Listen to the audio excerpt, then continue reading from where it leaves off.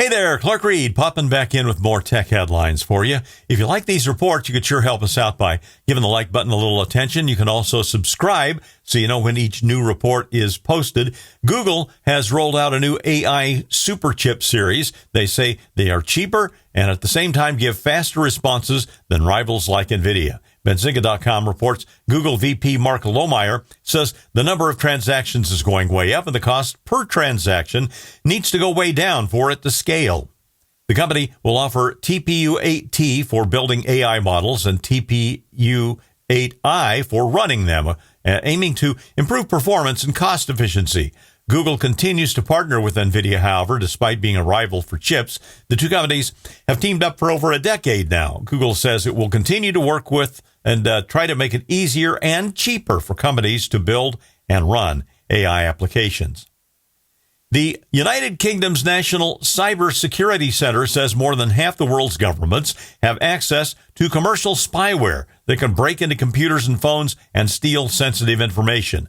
According to TechCrunch.com, a report released by the UK government suggests the barrier to access this type of surveillance technology has fallen, potentially making it easier for foreign governments and hackers to target UK citizens, companies, and critical infrastructure with spyware. And of course, if they can get into devices in the UK with citizens and companies having them in their hands, they can just as easily do it with American citizens and US-based companies. Over 100 countries now have access to commercial spyware developed by the likes of NSO Group that makes Pegasus and also Paragon's Graphite. So far, most of the activity, at least according to the UK government, is coming from adversarial governments, not cyber criminal gangs. Now, the net has widened. The more bankers and wealthy business people are being hacked. I guess I'm not wealthy, so that makes me relatively safe, at least for now. OpenAI is in the midst of rolling out its latest and greatest AI-powered image generator, which they claim has thinking capabilities, giving it the ability to search the web to help it create multiple images from a single prompt.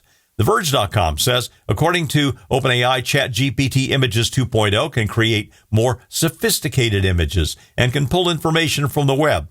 It also creates and can create visual explainers based on files you upload. Now, the model can create up to 8 images at once with thinking mode enabled. OpenAI says this should make it easier to generate things like manga pages and a series of social graphics or design plans for every room in your house. Who didn't see this coming? I hope, including the people at Anthropic. A small group using a private Discord got into Claude Mythos preview model the day it was announced. NextWeb.com notes that Anthropic says it's investigating and has found no evidence of impact to its core systems. This model is the one that's tightly restricted, the cybersecurity model Anthropic briefed the White House on, and it's the one that the NSA is already using. The group managed to guess the URL and got into Mythos. The group, whose members communicate via a private Discord channel dedicated to gathering intelligence on unreleased AI models, has been using Mythos regularly since gaining access, and they even provided Bloomberg with proof in the form of screenshots and a live demonstration.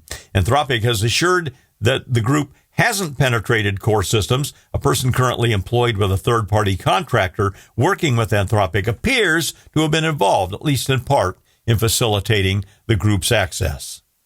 I'm Clark Reid, and you're Technified for now.